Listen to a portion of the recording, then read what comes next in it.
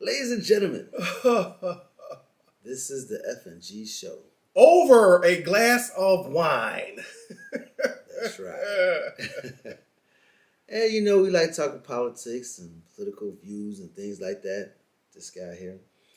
You know, I like sports and entertainment news. Yeah, he likes the sports. So what we're going to talk about today, something I found on here which is interesting. I love Guinness Book of World Record. They got a lot of good records out there. Yeah, they do. One day I might create one day, try to get in that book before I pass away. Do you know what it's going to be? I don't know. I got to see what's not in there so it'll be easy for me to do. Don't kill yourself in the process now. Yeah. So, as long as stone throw. Well, what we got today is the fastest man on two hands. And I know what you're thinking now. You mean 2 feet? Not 2 foot. No. We're talking 2 hands. 2 hands. This is the Guinness Book of World Record. This is the fastest man on 2 hands. Let's see what we got. I study the best guys in the world, and I compete against the best guys in the world. And now I'm going to beat the best guys in the world. And that's just how I see it. I posted a video on my Instagram, and I was running real fast. Like, I did about 25 yards in only like 3-4 seconds. And they were just like, wow. And they were like, we think you could set a record. That dude is in extremely good shape. Now, I ain't going to crack no jokes, but I'm just going to say he's in incredible shape. Yeah, it's amazing. All I can say, I saw this before. Well, actually, I saw it today. Did you? Yes. See? Hot topic. And I was like, sure, if you want me to try it. Guinness World Records is there. Everybody's there. Former Olympians, former world record holders are all there supporting me, hyping me up, getting me going. And then I just took off, man.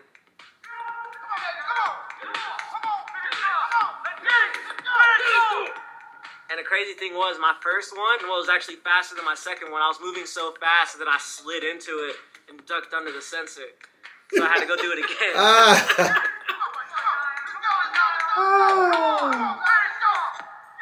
I was expecting, I was like, y'all don't understand. Like, I'm going to be under 5 seconds, maybe even under 4. And I called it.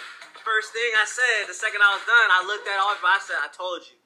I said, I told you exactly what I was about to do, and I just did it. To be a Guinness World Record title holder, I'm number 1. You know, there's nobody faster than me right now. I'm the fastest man on their hands in the world. But at the same time, it also means that my family's winning, my town's winning, and my support group's winning, because without them, I wouldn't be here doing this for you guys. That is incredible.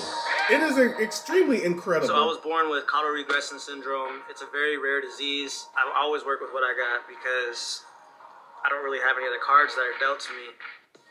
A lot of people say... Wait. Did I just see him get out the driver's side of the car? Oh, wait a minute. You might want to run that back because I don't know. Maybe he did, and he's using...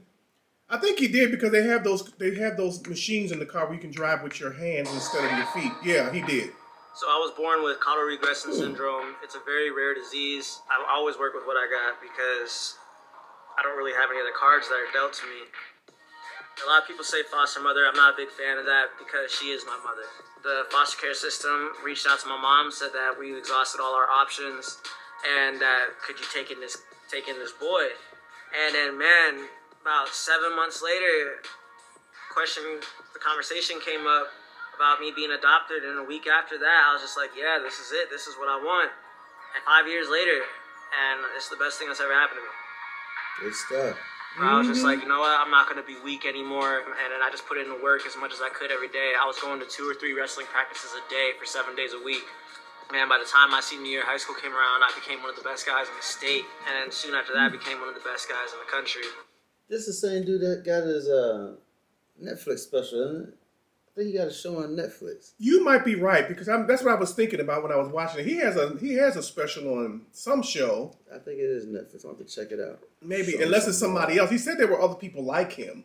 But he's the fastest. But he's the I'm fastest. really willing to put it all on the line to achieve my top goal of being the best wrestler, being the best track athlete.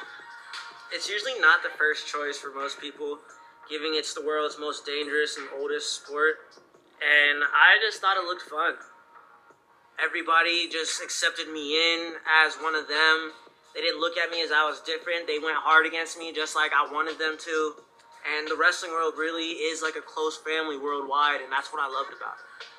I pushed myself to my absolute limit because by the time I am an Olympian and I'm a world champion wrestler, I'm going to be shattering glass ceiling repeatedly. Wow. My future, I see myself being a multiple-time Olympic champion. And I just see myself being that all-around champ. I want to win more medals than Michael Phelps, dude. I want to be that guy. I'm going to be that guy. Because why not? I know people that have disabilities the same as mine, that have disabilities that are more severe than mine, and I see them becoming high-level athletes every day. It's all about how much heart you got and how much work you're willing to put in. I'll tell that to any kid with disabilities. I'll tell that to a kid that doesn't have a disability. My message stays the same. That is incredible. I just kind of, whatever rolls off the tongue, rolls off the tongue. His chest is really huge. Yeah, that is incredible. I wonder how much he weighs. I don't know. I mean, you wouldn't want to arm wrestle him, that's for sure, because you would break your arm in half. Probably. Snap it right in two. That's, man. When you can run on your hands like that. I gotta give him a round of applause. That's good, man. That dude, that's inspiring. It should be for some folks out there. Yeah, it should be. I mean, and for his mother, who took him from the foster care system. I think he was in foster care, right? Yeah. He was in foster care, and she took care of him, but his real mother gave him up, apparently. But that I guess the condition is rare. What was it called again? I forget. We'll have to look that up. Or if you already know about that, comment on the video. Because I guess you're born without your lower body. I guess that's the case. You're born without your lower body. It's not that you're born with your legs and then they have to cut everything off. I think you're born without your lower body. I'm only guessing here. Yeah, I'll check it out. But kudos to my man. I hope he achieve his goals that he set out for himself. You got any final words and final thoughts? Well, the only thing I can say is a lot of us shouldn't complain about anything based on this video, because when you can do this kind of stuff and you have no legs or no lower part of your body and you still living your life, that makes a lot of us look pretty bad. Yeah, but one thing I have to say about that is people always want more and better for themselves. So if I'm driving a Chevy, I'm always going to want a GMC. If I'm wearing GMC, I'm always going to want a Cadillac. If I want a Cadillac, I'm always going to want a Rolls. You know, so when other people don't have it, they be like, hey, man, you mad about your shoes. What about the man that ain't got feet?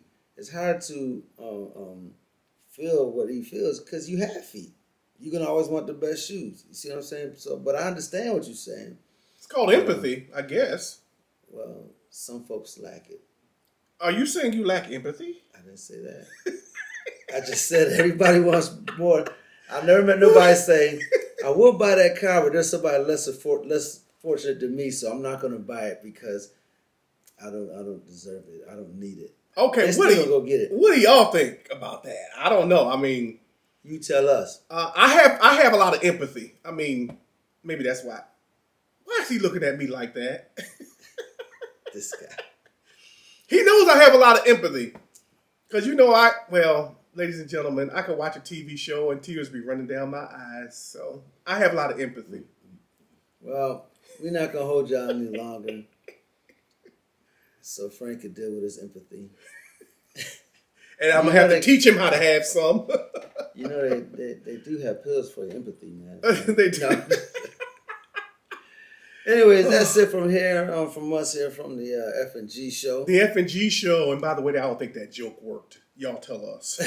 Over a glass of wine. As long as it's over a glass of wine, it'll be all right. It'll be all right. Ladies and gentlemen, that is it. We are out. We are out.